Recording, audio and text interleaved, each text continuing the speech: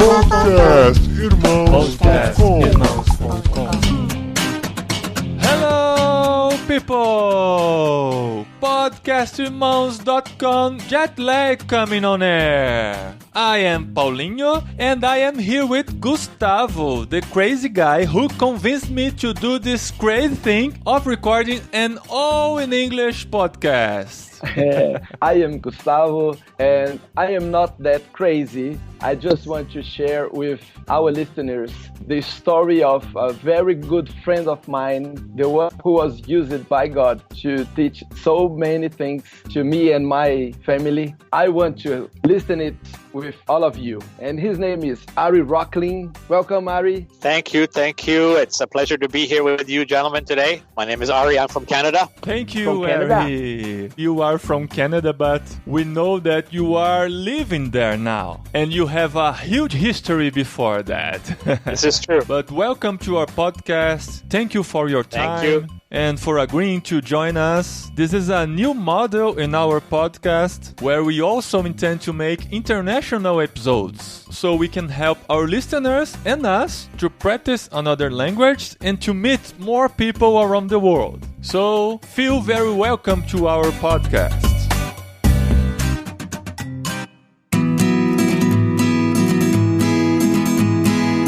For me, it is very interesting to have Ari here because when I first got into this tent making world, I went to US to do a tent making course. And I arrived a little bit late due to a bus problem. And there was another teacher, not Ari. He was teaching, and I was not able to understand a word. So I was a little bit frustrated and also thinking what is going on. Probably I was too excited due to the trip and everything. My brain was just working that fast, and I was thinking in Portuguese. And I made this prayer. I said, God, did you bring me here to participate in this course to understand that I can't understand English? Is that what is going on? Please help me understand what you want me to learn and understand what they are talking. And then the class ended. We have a 5 minutes break. We came back and Ari came to tell his story, his personal story. And I understood everything. And since there, I can understand everything Ari says. So probably if you do a small prayer, it will be easy for you too. I hope so. Ari, while our listeners are praying, please start telling us your story. Where did you come from? Thank you for sharing that story. I had not heard that before. And you are not the only one who has ever said that about our courses, so you are not alone. Yes, my story is unique. I was born into a family of refugees who had to leave their ancestral lands. We can trace it back to 700 years ago. We had been living in that area. And because of the Second World War, the part of Finland called Karelia, which was an autonomous region with its own very strong dialect that identified as Karelians immediately. As soon as they said one word, people knew you were from Karelia. So my family was forcibly relocated. They had 24 hours to leave. My father was a teenager then, so he met my mother later on while they were refugees in Finland and got married, and I was born into that family. My grandparents from both sides were refugees, and so all my childhood I heard about how difficult it had been for them. And also when I went to school in Finland, because I was from Karelia, I was beaten a lot. I was abused. We did not feel very welcome in Finland. So because of that, my parents started looking for other countries to move to, and Sweden accepted us, gave my parents very good jobs. We got a beautiful apartment from a company that hired them. I went to school there, and Sweden opened their doors to us and their hearts. We felt very, very welcome. We loved living there. We learned the language. I had even forgotten my birth tongue of Finnish very quickly. And also I became a believer in Sweden as a young boy, and even to this day, although my first language is now English, I still pray in Swedish. So it's the language of your heart. Yeah, I believe that when I'm feeling very close to God, I speak to him in Swedish. And so I think maybe perhaps in heaven we will speak Swedish. I don't know. For sure. Perhaps it is Portuguese. Who knows? Who knows? But maybe for those who got to know Jesus in Sweden, the heaven language is Swedish. That could be. Maybe only for them. Maybe only for them. There must be a good reason. So my family was very hospitable. We always had guests staying in our home in Sweden. Many pastors, evangelists, missionaries, and others. Whoever needed a place, they would stay in our home. And one was an evangelist from Canada, and he convinced my parents to move to Canada to start a church. And so we did. And my parents, I remember we arrived in Canada on Saturday night, very late. And Sunday morning, in the house full of unchristian people, they held their first meeting only a few hours after we had arrived. And I always remember as a boy thinking, they are very brave. These people don't even know them, and already they are preaching to them. So that is why we went to Canada. But of course, Canada was made up of people from many cultures. All my friends in school were from other countries. So it was a very multi-country, and still is, which made it very easy to be from somewhere else but still be a Canadian. So we fell in love with Canada, and my father and mother to this day are very, very proud of being Canadians, as I am as well. So you are a Canadian citizen as well? Yes, became a Canadian citizen when I was a teenager. That was a very interesting time as well, because the parents had to go through a program, but I was too young. And so when they were standing in front of the judge to get their citizenship, I was too young. So I was held in a separate room, and then I was led into the judge's own room, and I stood in front of this very important man, and he looked at me and he said, "Why do you want to become a Canadian?" And I said, "Because from the first day that I have been here, I have loved this country." And he goes, "Welcome to Canada. You are now a Canadian." Wow.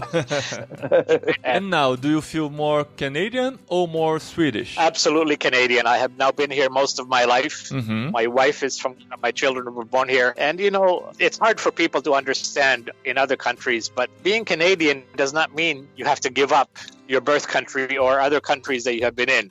It is very acceptable to be a Canadian from Sweden or a Canadian from Finland or Italy or from Brazil. It is unacceptable. It is not a bad thing. Canada supports your culture. It does not want us to forget where we have come from. That's not the same thing of changing your supporting team in soccer.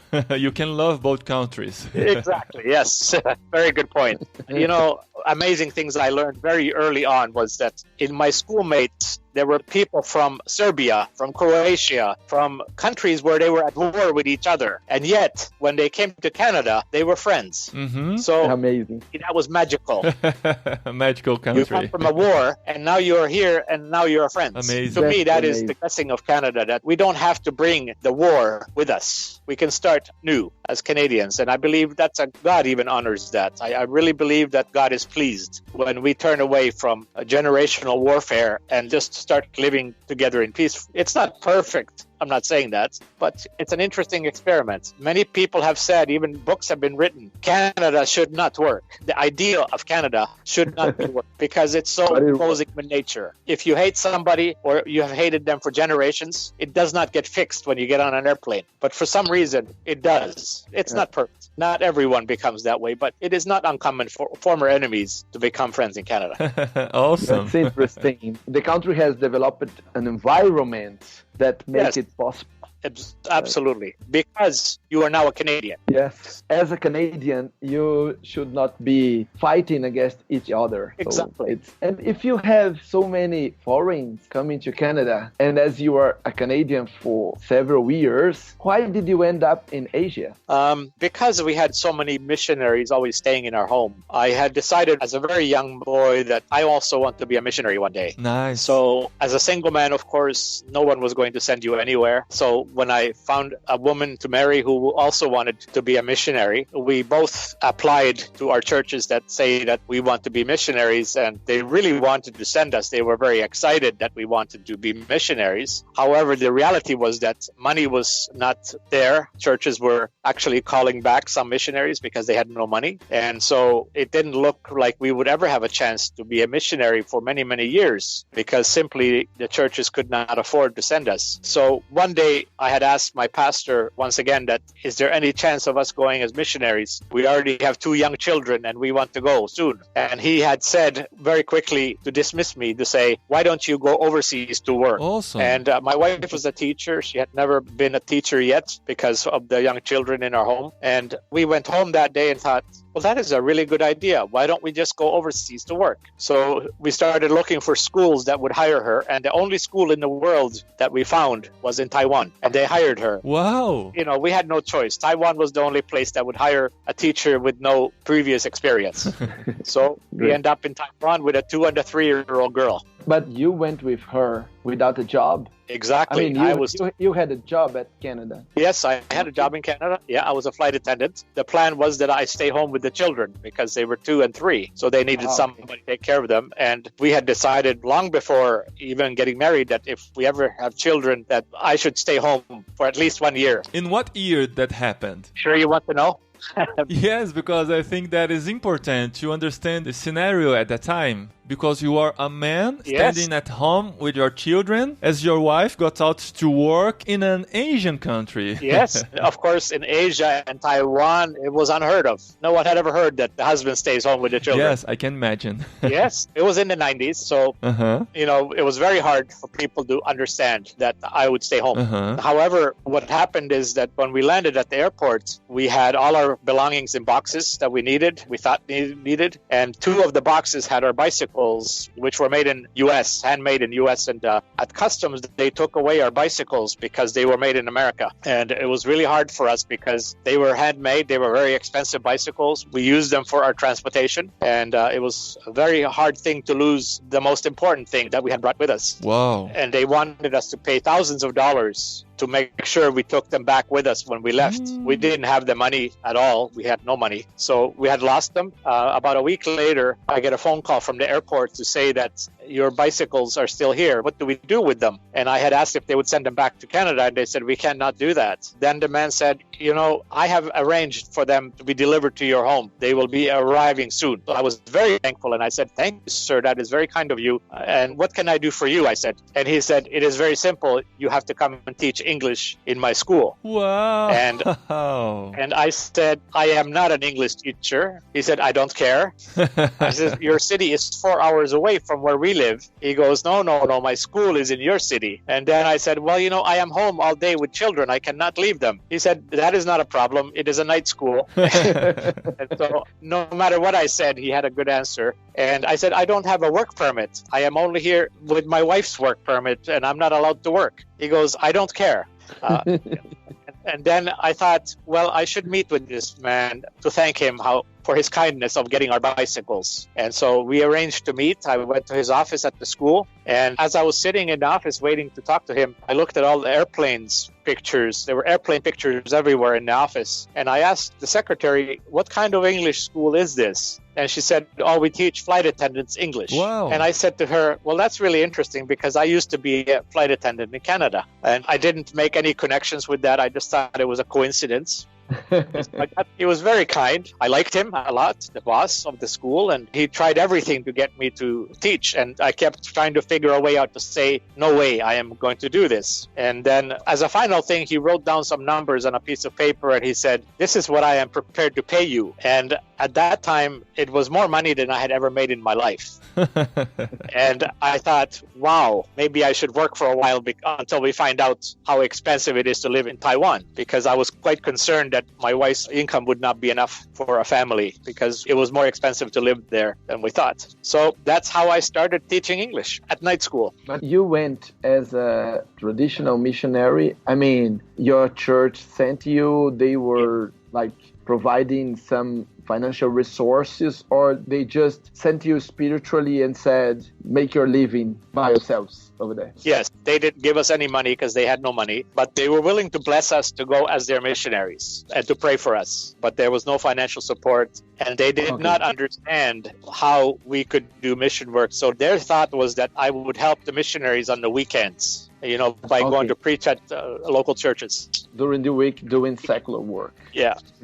So when my wife was home, then I could go and speak at churches. And that's what I thought I would do. I should learn Chinese very quickly so I could preach in Chinese and so on. But then you decided to be an English teacher. Yes, and I don't think I had much of a choice. I had to do it. The missionaries weren't too happy about that because they had a plan for my life and they did not like the idea that I was going to be teaching without a working permit. And I agreed. This is not right for me to be teaching without a work permit. So that was the initial issue that missionaries had. However, according to everyone I knew knew in Taiwan, this mistake had never been done by the government. They accidentally, when we got our visas 2 weeks after, I accidentally got a working visa, although I had applied only for residence visa. Wow. So your wife applied for work permit. Yes. And you were just resident. A resident. Okay. You got a visa by accident. You got a job by accident.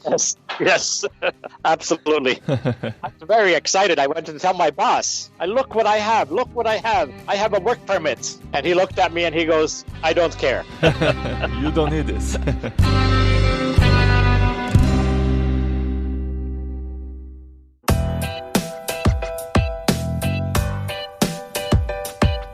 Okay, Ari, you are in a different country, doing a different job, yes, but feeling that God sent you there. What did you do with that? Yes, I did not think I would like to be an English teacher. I had no training in this, but when I started teaching, I realized that I am together with people that I know and understand, and it's flight attendants. They respected me tremendously because I had been a flight attendant in Canada, and they were new flight attendants learning to become, proficient in English. So we had many things in common. We share up stories, and I could help them with practical matters that were not English teaching. How do you deal with drunken people? How do you deal with a man who's trying to harass you? In different cultures, how do you deal with difficult passengers? So not only was I able to teach English, I was able to teach them practical things from a Western perspective, which was very helpful. And I ended up making a training manual for the other teachers in the school as well. So it was a very good place for me to work. And God knew this in advance. I didn't. Like I said, out of all the English schools, how did I end up teaching flight attendants? So we had many things in common. That's wonderful. How it developed from being a teacher and being a full-time father at home and also a missionary, how it works. I mean, too many things to deal. Yeah. And you are a man, and I know that men do one thing and then another thing and then another thing. Yes. We usually don't do too many things at the same time. This is not easy for us. Not no, natural. It's not. No.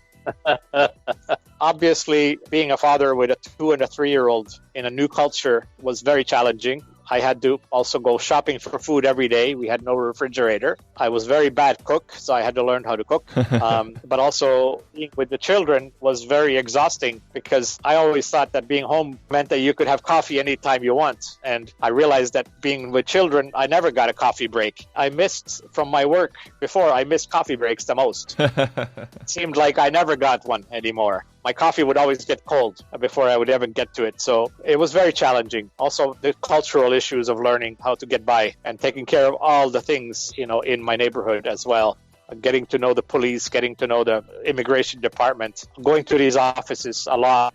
That took a lot of time. Also, I was still in the beginning. I was also preaching on Sundays at different churches. So I had to prepare for that.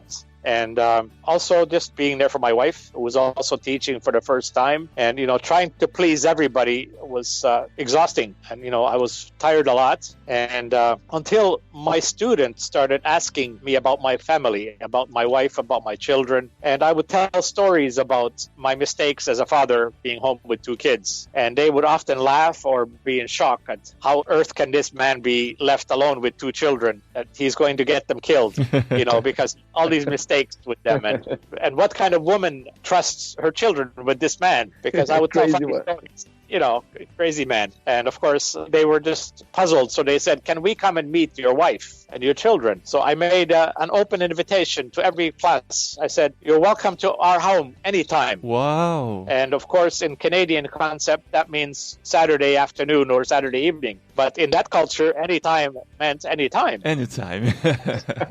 Started coming all the time, staying overnight without being asked. So it seemed like we always had people in our home, always. Sometimes they would stay for days and days and sleep on the floor and never ask anything of us. They would cook food, and my children loved it because, they were superheroes to these girls. And I just realized, well, this is fun. We're getting to know the local people through them, and we visited their families, and it was all fun. Then I realized that, wait a minute, all these people are coming to my home. They feel very welcome. They like us. Well, I should have a Bible study study for them. Instead of going, to preaching on Sundays and weekends, I should have a Bible study. So I asked them if they would be willing to come to a Bible study on Saturday nights, and all of them came. We had sometimes so many people they could not even fit into our home, which was not a small home. It was a fairly large home that the school had arranged for us. And so we started with Who is Jesus? Because they had no idea. These were modern Taiwanese young people with phones, with computers, and yet did not know who Jesus was. Wow. And so I had to start from the very beginning to teach them who Jesus was, and of course get everybody a Chinese Bible that had also English in it. So this is how the Bible study in my home started. Again, quite by accident. And then of course that means I left the missions groups and I was no longer going to them. So that caused a little bit of a problem as well. So the missionaries of course felt that I was neglecting them, and they didn't like the fact that I was working anyway. So it caused some issues. But by the time we had monthly meetings with the missions community, by the time we had our first monthly meeting where these concerns were raised, one person had already come to Jesus. So very excited to tell my missionary friends, one of my students gave their heart to the Lord. And they said, that's impossible because it takes 1 year for a Taiwanese person to come to Jesus. And I remember thinking, oh my goodness, have I made a mistake? And so I sent the young lady to the missionary and I said, you should go talk to this missionary. So she went and visited the missionary for a few hours. Then she came back and the missionary called me on the phone to say, that young lady that was just here? I was, yes. Is she okay now? And she said, well, I don't understand it, but she really is a follower of Jesus. She's very happy. And I goes, I don't understand. I don't understand. How is this possible? How could she come to Jesus so quickly? I don't know. I'm just very excited that she did. And so, of course, that was the topic at the missions meeting, that this young lady had come to Jesus so quickly. So next meeting, we had another person had come to Jesus. Wow. So that is how the ministry began. And it was all my students. And of course, they were bringing their friends as well and relatives.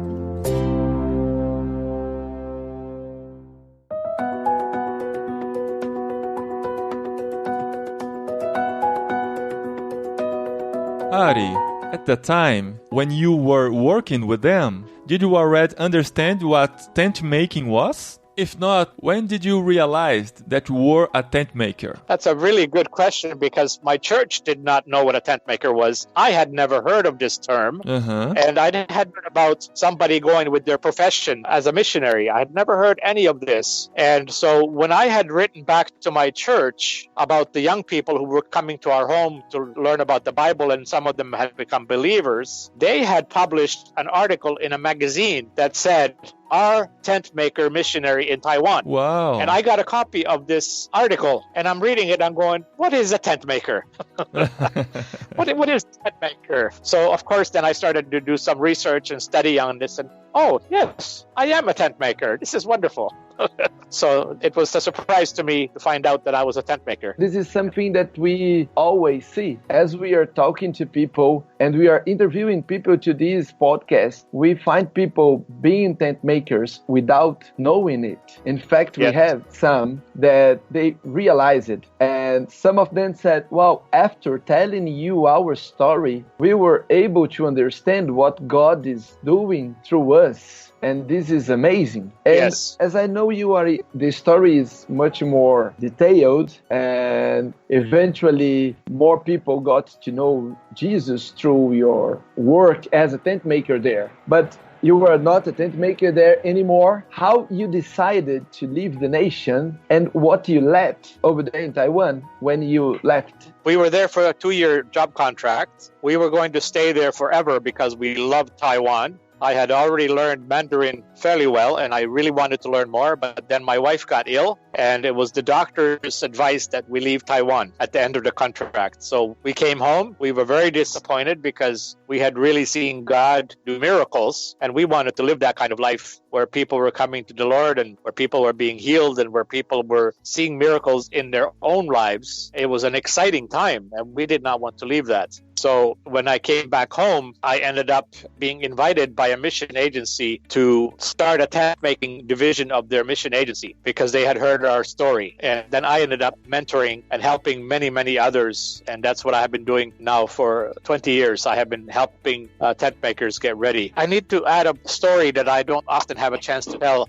When I went back to Taiwan a few years ago, because the church that we started there is now my supporting church. They are now supporting me to be a tent maker mobilizer. Wow, that's amazing. It is an amazing story. And so they invited back, please come for 2 weeks and we will host you and you can have ability to speak. So we set up a seminar every night for 8 days. The same seminar, so that people who were working in Taiwan, they were Christians who did not know that they were tent makers, who did not understand tent making, that they could all come to this seminar. So every night it was a full house. There were 1,500 Christian workers in one company alone. 1,500. Whoa. So many of them came to the seminars, and all of them during those seminars woke up. Wait a minute. I can be doing this. I have been here 5 years, 10 years, and I have never thought of sharing my faith at work. I have only gone to the international church, hang around with my Christian friends from my home country, and I have never seen that I could be a missionary to the Taiwanese. There was a lot of people crying very hard at the end of these seminars. Lord, forgive me for not being able to see that I am in a mission field and these people I work with are the mission field. So that was to me a very powerful testimony of how important it is that people who are working abroad, who are Christians, that they understand that they have a bigger mission than just working for a company, that God has sent them, put them in a place where they can reach out to the local people. And to me, this is the really important part of what we need to be doing, is to mobilize these people who are already working in these countries. Yeah, last year I had the chance to visit different nations and I met lots of Brazilians living there. And I had the chance to preach in a church in Oslo, in Norway, a Brazilian church, full of Brazilians living there. And as I was preaching, I told them, do you know that if you just change the way you live your lives, you are missionaries, you can be tent makers. You are already in the mission field. You just need to reorient, change your mindset, start living on purpose. And then we went through several ideas and things that they can do. And they were so glad at the end. They were so happy because they realized that God has sent them to Norway with a purpose. And the purpose is not only to provide for their families. Yes. I think this is the feeling you had, like you became a mobilizer and people are already there. Because when we are here in Brazil, for example, people understand what we are doing, they understand the concept, and they start doing it here, and they are willing to move, but they can't speak English, or they can't find a job, or they have too many things to deal here in Brazil. So it's hard to see people moving. But there are lots of people already living abroad, expats, and it's much more simple to just change their mindset and tell them you can be tent makers. It's amazing. You know, the thing is that throughout the Bible, when we read stories of how God, he moved people in two ways: voluntary, where he sent people to other countries, other cultures, and involuntary, he sent people through difficulties, through war, through famine. You know, Joseph and his family, they were not always beautiful stories, but God moved people to another place where they could perform his will. It is the same thing today. I mean, people are working overseas for many reasons, or they're moving to different countries for many reasons. And God is the one who is moving people, and for his purposes. When you talked about the Brazilians living in Norway, do you know that I go to Norway a lot? I understand them very well. I love Norway. Do you know that a Norwegian who tries to tell another Norwegian about Jesus, it usually does not work very well. But if a Brazilian living in Norway goes to a Norwegian fellow and says, can I tell you about Jesus? Maybe not in those words. They will most likely, out of politeness, hear them out. Yes, I want to hear, because you are from another culture. I want to be polite. I want to hear you. I don't want, whereas to the Norwegian fellow, I don't want to hear. I've already heard this. So there's something when the message of the gospel comes from another culture person that we are more open to listening to it. So that is what I think what God uses, so those Brazilians could have a very wonderful ministry among Norwegian people. Yeah, that's interesting. And it's amazing because we heard few stories through this series of podcasts. And this is what we can see. People are interested in hearing why a Brazilian is here, what he's doing, and how is there in your nation, how is life. And as believers, here in Brazil, as a believer, we have Christian life. So when we are in another nation and we are going to tell how is life here, our life is a Christian life. So it's very difficult to explain it without explaining that we are Christians, because everybody has his preconcepts about how Brazil is and culture, people. So when we are explaining, we must explain that we are believers. And this is why we doesn't go naked dancing into the streets in the forest as people used to think. Exactly. And we said, we are not in this kind of general Brazilian because we are a believer. So we have chance to explain. And they are willing to hear. Absolutely.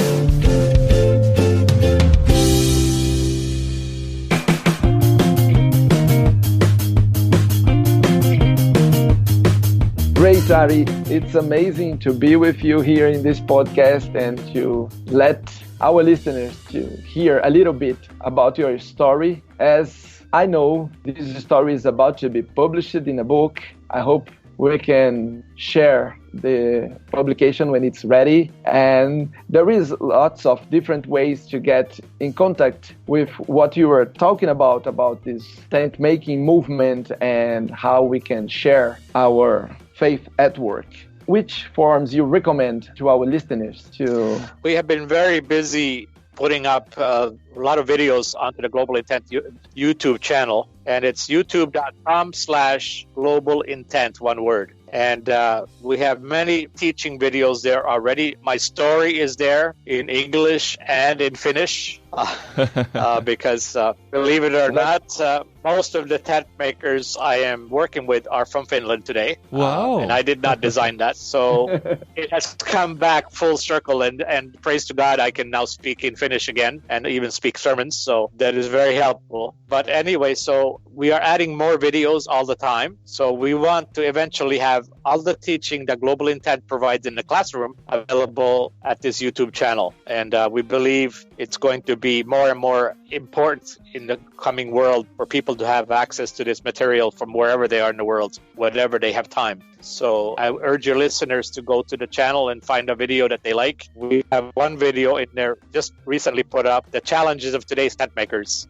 Very short clips, 3 minutes each, of what the challenges are. And simply, we don't provide solutions. We just make people aware with what people are struggling with. So before you go, you have some time to prepare for them. We also have a journal, Tent Making Today. Yes. Global Intent and Tent International started a joint publication called Tent Making Today. You can subscribe to that. It's free. The address is tentmaking.today. Should be very easy to remember. It comes out once a month. It is only a few minutes to read. We deliberately keep it short. People don't have time to read long stories. And it is read as of today in 126 countries. And it's amazing how many tent makers are letting us know how it keeps them when they are out there somewhere in a difficult place, that getting this publication really helps them. Wow, tentmaking.today. Very easy. Yeah. Curious. Yeah, this is our journal. I can say our because I have written one article. Wow. And important to know, it is free. We don't charge. Everybody can subscribe. Yes. Okay, Ari, thank you. Thank you very much for your time, for your work, and for what you did in Gustavo's life. Yes, he is a mentor. He is a mentor. We are still dreaming and planning to work together in new projects. Last year we were together in different nations preaching and sharing this content. It's amazing, Ari, to be with you. Yes. I thank Lord for your family and for you and your work. May God keep blessing you and giving you joy on doing his work. Thank you, Gustavo. It has been a real wonderful journey to work with you, and I look forward to what God has planned for the future for us. Also, Paulinho, thank you so much for hosting this podcast. This is the first time in my life that I have been involved in a podcast, so thank you for your work. It's the same for me. It's like the first time. There you go. But I survived, I think. Thank you.